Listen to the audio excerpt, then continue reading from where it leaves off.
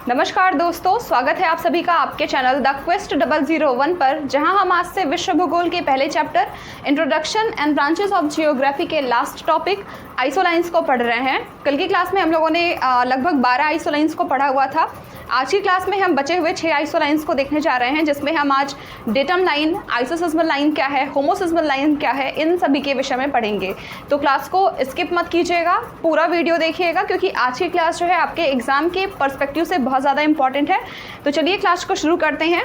आज के पहले टॉपिक 13वीं लाइन थी हमारी डेटम लाइन से। तो आज का जो पहला टॉपिक है ये है डेटम लाइन। डेटम लाइन, इसे हिंदी और इंग्लिश में सेम नाम से जानते हैं, तो इसमें कंफ्यूज मत होइएगा। देखिए, जब हम बात करते हैं डेटम लाइन की कि डेटम लाइन क्या है, तो ये एक ऐसी रेखा है, या कह सकते हैं कि मानचित्र पर खींची गई एक ऐसी काल्पनिक रेखा जिसको आधार मान करके या जिसके संदर्भ में हम किसी स्थलखंड की ऊंचाई और किसी वाटर बॉडी की गहराई की माप करते हैं, जिसे हम डेटम लाइन के नाम से जानते हैं। तो चलिए आइए समझते हैं पहले इसे, और उसके बाद हम जो है चीज़ों को लिखेंगे। तो सबसे पहले अगर मैं आपसे पूछूं कि अगर मान लीजिए कि स्थलखंड पर उपस्थित जो भी टोपोग्राफीज़ है, या जो भी समुद्र के अंदर उपस्थित जो भी रिलीफ्स है, या समुद्र की गहराई की अगर आपको माप करनी है, तो क्या आप पृथ्वी के सरफेस को आधार मान करके इसका माप कर सकते हैं। जैसे मान लीजिए कि ये हमारी पृथ्वी है, और इस पर मान लीजिए यहाँ पर है माउंट एवरेस्ट नेपाल का, ये है माउंट एवरेस्ट, और मान लीजिए यहाँ पर है ओजस डेल सेलेडो जो कि साउथ अमेरिका में है, ये है साउथ अमेरिका का ओजस डेल सेलेडो, और मान लीजिए यहीं कहीं पर है मैरियाना ट्रेंच, ये है मैरियाना ट्रेंच। तो अगर मैं आपसे कहूँ कि आपको इन टोपोग्राफीज या स्थल की ऊंचाई या फिर किसी समुद्र की या वाटर बॉडी की गहराई की माप करनी है, तो क्या आप पृथ्वी को आधार मान करके या पृथ्वी की सतह को आधार मान करके इनका मेजरमेंट कर सकते हैं। तो आप कहेंगे बिल्कुल भी नहीं। क्यों नहीं कर सकते? क्योंकि पृथ्वी का जो सरफेस है वो इवन नहीं है। इसके पीछे 2 कारण मुख्य रूप से जिम्मेदार हैं। पहला तो है पृथ्वी की जो सरफेस एरिया है उसका अनइवन होना, यानी कि असतत होना, और दूसरा कारण है पृथ्वी के शेप को लेकर के। क्यों? क्योंकि जो पृथ्वी की शेप है ये सर्कुलर शेप नहीं है, ये जियोइड शेप की है, कुछ इस प्रकार से। ये पोल्स पर जो है वो थोड़ी सी चपटी हुई है, और इक्वेटर के साइड में थोड़ा सा उभार लिए हुए है या बल्ज है इसमें। तो और यहाँ पर जो है ये इक्वेटर है, और ये है एरिया पोल का। तो पृथ्वी, आप सबको पता है कि पोल की तरफ से ये थोड़ी सी चपटी है और इक्वेटर से ये चौड़ी है। इसे हम इस शेप को हम जियोइड शेप के नाम से जानते हैं। तो इस कारण से जो है, और दूसरा क्या है, पृथ्वी का जो सरफेस एरिया है उसका रिजिड होना, यानी कि उसका असतत होना। जैसे क्योंकि पृथ्वी के कुछ हिस्सों में मान लीजिए कहीं पर ट्रेंच वगैरह हैं, कहीं पर ऊंचे पर्वत हैं, कहीं पर पठार वगैरह देखने के लिए मिलते हैं, कहीं पर हमें प्लेन एरिया देखने के लिए मिलता है। तो कुछ इस प्रकार का जो है सरफेस जो है पृथ्वी का है, ये है अर्थ सरफेस। और जब ऐसा एरिया होगा या ऐसा सरफेस होगा, तो अगर हम इसका मेज़रमेंट करेंगे, क्योंकि अगर देखिए अगर कोई समतल हिस्सा होता, अगर बिल्कुल पृथ्वी बिल्कुल प्लेन होती कुछ इस प्रकार से, तो हम यहाँ से इसका मेज़रमेंट आसानी से कर सकते थे। थोड़ी बहुत अगर रिजिड होती, कुछ इस प्रकार की भी अगर संरचना होती, तो हम ऐसे भी पॉइंट से या सरफेस से किसी भी चीज़ की ऊंचाई या गहराई की माप कर सकते थे। लेकिन पृथ्वी की शेप कुछ इस प्रकार से है, और अगर हम ऐसे एरिया से पृथ्वी के टोपोग्राफीज को का मेज़रमेंट करेंगे, तो शायद इसका जो कैलकुलेशन होगा या जो मेज़रमेंट होगा वो बहुत ही सटीक या सही तरीके से हम नहीं कर सकते। क्यों? क्योंकि जो पृथ्वी की जो सरफेस एरिया है वो क्या है, अनइवन है, अनइवन शेप की है। इसके अलावा पृथ्वी का जो आकार है वो जियोइड शेप का है। इस वजह से अगर हम सेंटर से भी किसी भी चीज़ को माप लें, मान लीजिए ये हम केंद्र से अगर किसी चीज़ की ऊंचाई या गहराई की माप करें, तो भी जो कैलकुलेशन होगा या तो भी जो मेज़रमेंट होगा वो सही तरीके से नहीं होगा। जैसे अगर मान लीजिए कोई स्थलाकृति हमें पोल पर देखने के लिए मिली और कोई चीज़ हमें इक्वेटर पर देखने के लिए मिल रही है, तो इन दोनों के दूरियों या इन दोनों का जो मेज़रमेंट होगा इसमें हमें काफ़ी अंतर देखने के लिए मिलेंगे, और यही कारण है कि वैज्ञानिकों के द्वारा वो पृथ्वी की जो सरफेस एरिया है इसको मेज़रमेंट के लिए आधार नहीं माना गया, बेस नहीं माना गया। तो वैज्ञानिकों ने सोचा कि क्यों ना हम किसी वाटर बॉडी को आधार मान लें। आपको पता होगा कि ये पानी का गुण होता है या किसी भी तरल चीज़ का गुण होता है कि आप अगर उसे किसी भी आकार या आकृति में अगर ढाल दें तो वो उसी के अनुरूप अपना आकार ले लेता है। अगर कोई पॉट है, मान लीजिए ये कोई बर्तन अगर वगैरह है या कुछ भी है, और इसमें अगर हम किसी लिक्विड को या पानी को अगर रख दें तो ये उस चीज़ की शेप ले लेता है। इस कारण से वैज्ञानिकों ने समुद्र को आधार माना, या कह सकते हैं समुद्र का जो तल होता है, सी सरफेस होता है, इसे आधार माना गया किसी भी चीज़ की ऊंचाई या गहराई की माप करने के लिए। तो चलिए आइए पहले हम देखेंगे कि सी सरफेस क्या है, क्योंकि इसमें भी काफ़ी कन्फ्यूज़न हमें देखने के लिए मिलता है। तो इसमें सबसे पहले हम एक इमेज ड्रॉ करेंगे और उसके माध्यम से हम समझेंगे। मान लीजिए कि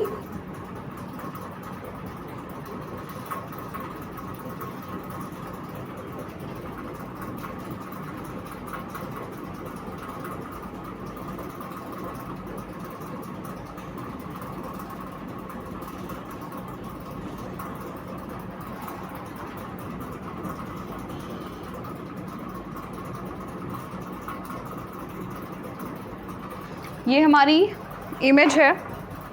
ये जो एरिया है ये लिथोस्फेयर है या स्थलखंड है। ये है लिथोस्फेयर, ये एरिया,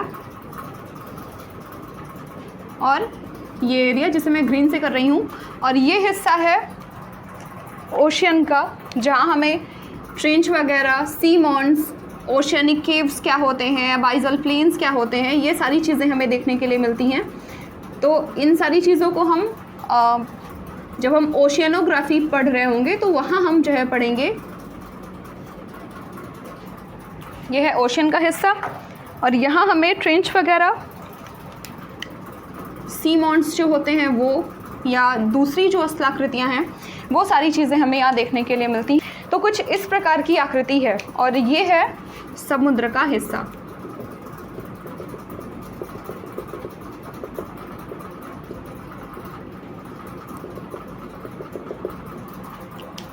चलिए, ये है माउंटेन, ये है प्लेटू वगैरह, ये प्लेन एरिया है। तो सबसे पहले हम देखेंगे सी सरफेस क्या होता है या समुद्र तल क्या होता है। देखिए, समुद्र तल एक ऐसा स्थान है जहाँ से हम किसी भी चीज़ की ऊंचाई या गहराई की माप करते हैं, और ये जो एरिया है ये समुद्र के ऊपर का हिस्सा होता है, या मीन या एवरेज जो सी सरफेस होता है इसको हम आधार मानते हैं। इसमें भी दो स्थितियाँ होती हैं, हाई टाइड और लो टाइड की, जिसके बीच का जो हिस्सा होता है उसे हम एवरेज सी सरफेस कहते हैं। तो ये जो हिस्सा है ये है एवरेज सी सरफेस का या सी सरफेस का, ये है सी सरफेस। और इसी चीज़ को आधार मान करके हम किसी भी चीज़ की गहराई या ऊंचाई की माप करते हैं। आपने देखा होगा होर्डिंग्स वगैरह में कि वहाँ लिखा रहता है कि इस स्थान की ऊंचाई या इस स्थान की जो गहराई है वो समुद्र तल से इतनी है। इसी तरीके से जब हम डेटम लाइन के ऊपर आते हैं और डेटम लाइन को समझते हैं, तो देखिए डेटम लाइन एक ऐसी रेखा है, या कह सकते हैं कि वह तल जिसके संदर्भ में हम किसी स्थलखंड की ऊंचाई यानी कि किसी भी चीज़ की हाइट और किसी वाटर बॉडी की गहराई की माप करते हैं, यानी डेप्थ को मेज़रमेंट करते हैं। इस रेखा को या इस तल को हम डेटम लाइन के नाम से जानते हैं। तो ये जो एरिया है, जो सी सरफेस का एरिया है, इस तल को हम क्या कहते हैं, डेटम लाइन के नाम से जानते हैं। ये जो है हिस्सा, ये क्या है, ये है डेटम लाइन, और इसकी परिभाषा भी यही है कि जब हम इस सी सरफेस या इस समुद्र तल को आधार मान करके किसी भी सरफेस की, चाहे वो लिथोस्फेयर पर उपस्थित कोई भी प्लेट्यू हो, चाहे हमें इसकी हाइट देखनी हो या कोई माउंटेन वगैरह हो इसकी हाइट देखनी हो, या फिर इसी सी सरफेस को आधार मान करके हमें समुद्र की गहराई, जैसे मान लीजिए ये है मैरियाना ट्रेंच जिसकी गहराई की हमें अगर माप करनी है तो किसी भी समुद्र की गहराई की माप करते हैं, इस लाइन को या इस तल को हम डेटम लाइन के नाम से जानते हैं। तो आशा करती हूँ कि आपको समझ में आया होगा कि डेटम लाइन एक्चुअल में जो है क्या है। और इसी से संबंधित दो लाइंस और हैं जिनमें आइसोहाइप और आइसोबाथ है। तो आइए हम इनको भी इसी के साथ में समझ लेते हैं कि आइसोहाइप और आइसोबाथ जो है वो क्या है। तो देखिए, आइसोहाइप एक ऐसी रेखा है या कह सकते हैं एक ऐसा बिंदु है या मानचित्र पर खींची गई एक ऐसी काल्पनिक रेखा जो कि समुद्र तल के ऊपर, या कह सकते हैं कि जो सरफेस के ऊपर उपस्थित एक समान आकृति या एक समान आकार वाले बिंदुओं को आपस में मिलाती है, आइसोहाइप कही जाती है। तो जैसे हम उदाहरण ले सकते हैं कि मान लीजिए यहाँ हम माउंट एवरेस्ट को देख रहे हैं जिसकी हाइट जो है लगभग 48 या कह सकते हैं 8848 मीटर की है। और मान लीजिए स्थल पर कोई दूसरी ऐसी टोपोग्राफी है माउंट एवरेस्ट के ही जैसा जिसकी हाइट जो है सेम है। तो जब हम इन दो बिंदुओं को आपस में मिला देते हैं, इन दो पॉइंट्स को जब हम आपस में मिला देंगे तो ऐसी ही रेखा को हम आइसोहाइप के नाम से जानते हैं। इसे हम क्या कहते हैं? आइसोहाइप। आइसोहाइप। तो आइसोहाइप एक ऐसी रेखा है जो कि सी सरफेस या समुद्र तल से के ऊपर जो उपस्थित उच्चावच हैं, या कह सकते हैं समुद्र तल के ऊपर उपस्थित एक समान ऊंचाई और एक समान आकार वाले उच्चावचों को मिलाने वाली रेखा को हम आइसोहाइप के नाम से जानते हैं। चलिए समझते हैं कि आइसोबाथ क्या है। देखिए, आइसोबाथ एक ऐसी काल्पनिक रेखा होती है जो कि सी सरफेस यानी समुद्र तल को आधार मान करके जब हम किसी वाटर बॉडी के अंदर एक समान गहराई वाले स्थानों या एक समान गहराई वाले बिंदुओं को आपस में मिलाते हैं तो ऐसी रेखा को हम आइसोबाथ के नाम से जानते हैं। कैसे? मान लीजिए कि यहाँ पर कोई टोपोग्राफी है, मान लीजिए यहाँ पर मैरियाना ट्रेंच ही है जिसकी हाइट लगभग 11,000 मीटर के आसपास है। और मान लीजिए ऐसे कोई दूसरी भी आकृति यहाँ पर हमें देखने के लिए मिल रही है मैरियाना ट्रेंच के ही जैसे और एक समान डेप्थ वाली। और जब हम इन दो बिंदुओं को आपस में मिलाएंगे तो ऐसी रेखा को, जब एक समान गहराई वाले दो बिंदुओं या दो से अधिक स्थानों को हम आपस में मिलाते हैं तो ऐसी रेखा को हम आइसोबाथ के नाम से जानते हैं। इस लाइन को हम क्या कहते हैं? आइसोबाथ। तो आशा करती हूँ कि आपको ये चीज़ें अच्छे तरीके से समझ में आई होंगी कि आइसोबाथ क्या है, आइसोहाइप क्या है और डेटम लाइन क्या है।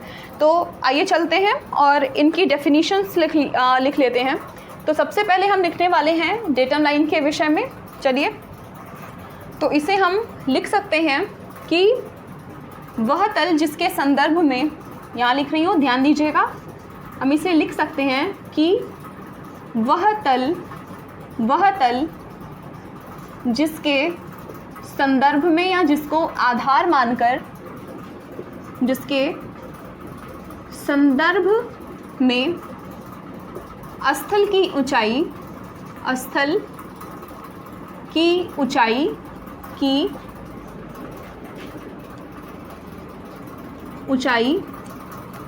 तथा समुद्र की गहराई की माप की जाती है तथा समुद्र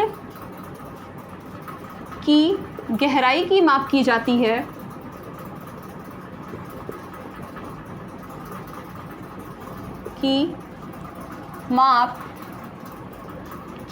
है ऐसे तल या ऐसी रेखा को हम डेटम लाइन के नाम से जानते हैं। तो हमने समझा। आइए इसे इंग्लिश में भी लिख लेते हैं। यहाँ लिख रही हूँ, ध्यान दीजिएगा। इसे हम लिख सकते हैं कि a reference point from which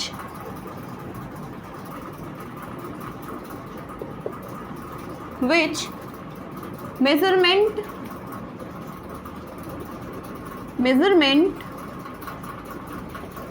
are made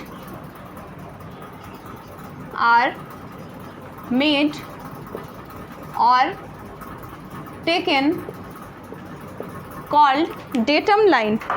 तो यहाँ हमने समझा कि डेटम लाइन क्या है।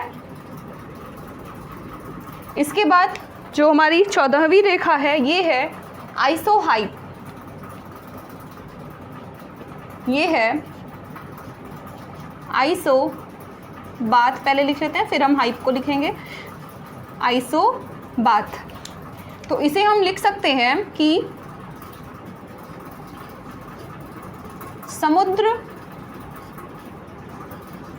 के अंदर समान गहराई वाले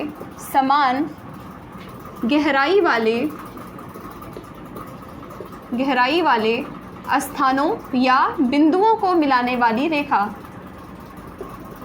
स्थानों को मिलाने वाली रेखा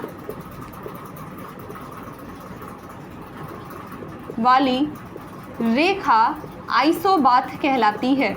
इसे हम इंग्लिश में लिख सकते हैं कि a line on a map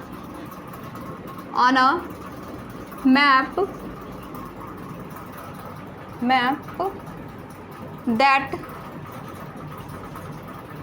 connects all points having same depth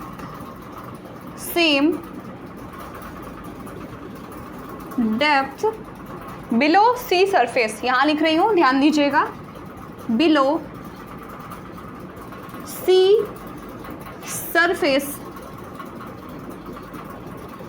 called आइसोबाथ। यहाँ है, इसे ध्यान दीजिएगा क्योंकि स्पेस नहीं था, इसे मैं अलग कर दे रही हूँ थोड़ा। ये है, ये इमेज है आपकी। और इसके बाद हमारी 15वीं जो रेखा है वो है आइसोहाइप।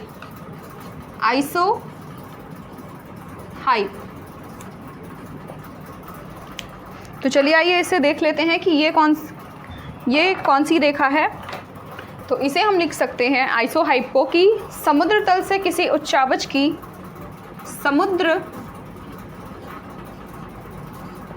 समुद्र तल से किसी उच्चावच या कोई रिलीफ वगैरह की उच्चावच की समान ऊंचाई व आकार को मिलाने वाली रेखा। ऊंचाई व आकार को मिलाने वाली रेखा, आकार को मिलाने वाली रेखा आइसोहाइप कहलाती है। मिलाने वाली रेखा क्या कहलाती है? आइसोहाइप। इसे हम इंग्लिश में लिख सकते हैं, यहाँ लिख रही हूँ उसे, ध्यान दीजिएगा। इसे हम लिख सकते हैं कि represent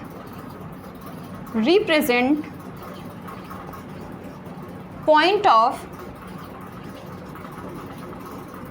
of equal height and size, equal height and size of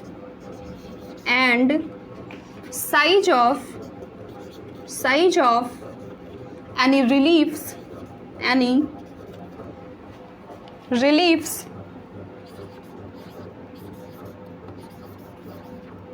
above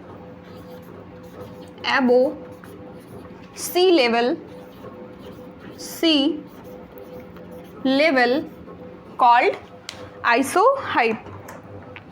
तो आज की क्लास में हम लोगों ने समझ लिया कि आइसोहाइप हम किसे कहते हैं। तो चलिए आज की क्लास के लिए इतना ही, क्योंकि आज की क्लास में हम लोगों ने पढ़ा डेटम लाइन को, आइसोबाथ और आइसोहाइप के विषय में। कल की क्लास में हम देखेंगे आइसोसिस्मल लाइंस, होमोसिस्मल लाइंस क्या होती हैं इनके विषय में। तो आज के लिए इतना ही। चीज़ें आपको कैसी लग रही हैं, पढ़ाने का तरीका कैसा लग रहा है? अगर आपको चीज़ें अच्छी लग रही हैं या पसंद आ रही हैं तो प्लीज़ चैनल को सब्सक्राइब ज़रूर कीजिए और वीडियोज़ को शेयर और लाइक ज़रूर कीजिए। आज के लिए इतना ही। धन्यवाद, नमस्कार।